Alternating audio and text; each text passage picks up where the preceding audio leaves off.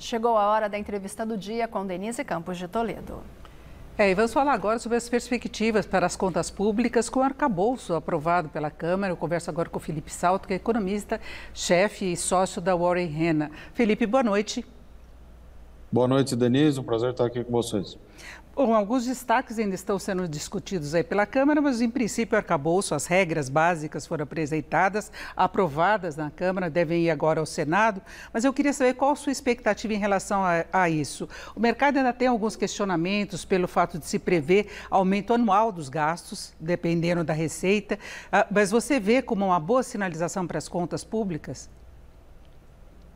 O ponto central é que o deputado Cláudio Cajado, relator dessa matéria na Câmara dos Deputados, a votação dos chamados destaques, está acontecendo ainda na Câmara nesse momento, mas conseguiu aprovar o texto base.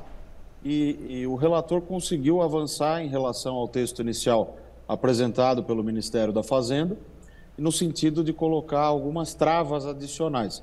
Se a meta, por exemplo, de resultado, que é a receita menos a despesa, sem considerar o gasto com juro, for rompida, você acionará uma série de gatilhos, de medidas automáticas de ajuste que vão impedir o avanço ou minimizar o avanço de projetos, ações, medidas novas dos três poderes, inclusive, que possam pressionar o gasto público. Então, eu entendo, Denise, que não é a melhor regra do mundo, mas está na direção correta. Agora, o teto de gastos, ele tentava limitar as despesas do governo, estabelecia esse limite e não foi cumprido. Teve muitas dificuldades, foi rompido várias vezes até ser abandonado. Agora a gente tem esse vínculo do aumento dos gastos ao aumento da receita. Então, se conta com o aumento de arrecadação, não é só que tem outros fatores que podem influenciar o ritmo de crescimento da economia brasileira. Nós tivemos, por exemplo, no ano passado, recordes de arrecadação que vieram muito até da inflação elevada, chamado imposto inflacionário. Você acha que essas regras são mais fáceis de cumprir do que o teto de gastos? Veja, de fato, o chamado arcabouço fiscal, ele é mais fácil de cumprir do que o teto, porque o teto, ele era extremamente rígido. Ele determinava que as despesas, aquelas que eram sujeitas à limitação constitucional, só poderiam crescer pela inflação passada. Agora, esse novo arcabouço permite que as despesas, há algumas exclusões também, muito similares às que havia no caso do antigo teto, lá da emenda 95, essas despesas vão poder crescer à razão de 70% do ritmo das receitas, as receitas líquidas calculadas conforme o projeto, Mas, para simplificar, o ritmo da arrecadação vai ser sempre maior do que o ritmo da despesa.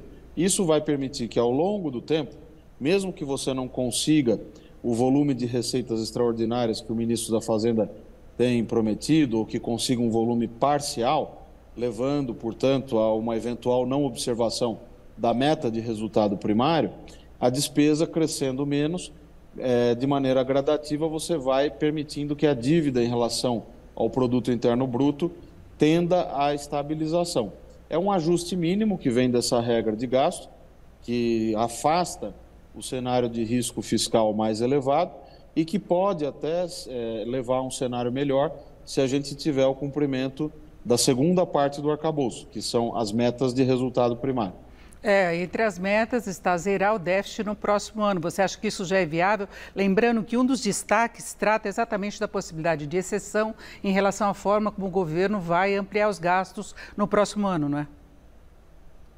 Hoje ainda não há os elementos necessários para a gente apostar ou projetar, estimar um déficit sendo zerado no ano que vem. A nossa projeção aqui na Warren é de algo como 118 bilhões de reais, 117 bilhões de reais. Então, esse volume, ele tem a ver com as projeções que nós fazemos para despesa obrigatória, previdência, os gastos de pessoal, as despesas discricionárias, que incluem o investimento e o custeio da máquina, os programas sociais e as receitas, Já com a regra de gastos em vigência, a nova regra de gastos, o limite para a evolução das despesas. Essa discussão que está acontecendo agora na Câmara, a gente precisa ver se vai sobreviver o famoso artigo 15, que colocou essa regra especial para 2024, que permitiria um crescimento um pouco maior do que o da regra geral, ou se 2024 vai crescer pela regra geral. Isso faz diferença porque é o ponto de partida, e o ponto de partida, Denise, inicialmente, no texto do substitutivo, o primeiro substitutivo do deputado Cláudio Cajado, ele tinha uma garantia de que a despesa cresceria 2,5%, o teto da banda fixada de 0,6% a 2,5% já em 2024. O efeito disso na nossa conta era de mais de 29 bilhões. Isso mudou, veio essa proposta que eu mencionei, mais complexa para o ano que vem, do artigo 15, mas ainda é incerto. A gente precisa esperar terminar a votação da Câmara. O ideal é que fosse a regra geral aplicada já a partir do ano que vem. Agora, Felipe, a gente percebe, você até citou as promessas aí do ministro Haddad de aumentar a arrecadação, e há um esforço nesse sentido. Já teve reoneração dos combustíveis, aquele projeto de taxação dos investimentos no exterior, ele fala muito de cortar as isenções da economia, aqueles estímulos fiscais que pesam demais no orçamento, então cortar onde foi possível, tentou taxar as plataformas de e-commerce. Como é que você vê essas iniciativas, com o ministro falando ao mesmo tempo em avançar com reforma tributária? Olha, eu acho que o ministro Fernando Haddad está correto nessa diretriz, Denise, porque nós atingimos hoje um volume de gastos tributários que já ultrapassa 4% do PIB. Isso significa 8 vezes aquilo que o Estado brasileiro, sem contar estados e municípios, gasta com investimentos. Então, você gasta 4% do PIB com renúncias fiscais, benefícios de toda a sorte para o setor produtivo, incentivos, renúncias, desonerações, e com investimento para valer 0,5% do PIB. Essa diferença precisa ser reduzida em benefício do erário e do equilíbrio fiscal, mas também para que se tenha mais recursos para poder financiar políticas públicas que sejam mais eficientes, e não essas que vêm sendo carregadas no chamado gasto tributário por décadas e décadas. Bom, e agora fica aquela grande questão, né, que você tem falado muito, se esse arcabouço é suficiente para melhorar um pouco o cenário para início do corte dos juros. No que se refere à questão fiscal, você acha que ajuda? Sim, eu acho que resolver a questão fiscal não vai ser uma coisa que vai acontecer da noite para o dia. Você não estabiliza a relação dívida-PIB da noite para o dia.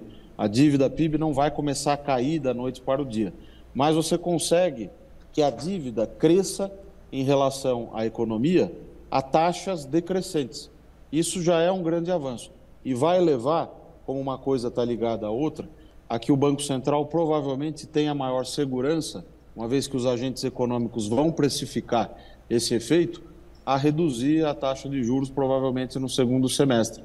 Mais do que isso, os juros vão cair antes do Banco Central começar a reduzir, como já vem acontecendo, inclusive, quando a gente olha os juros dos títulos longos.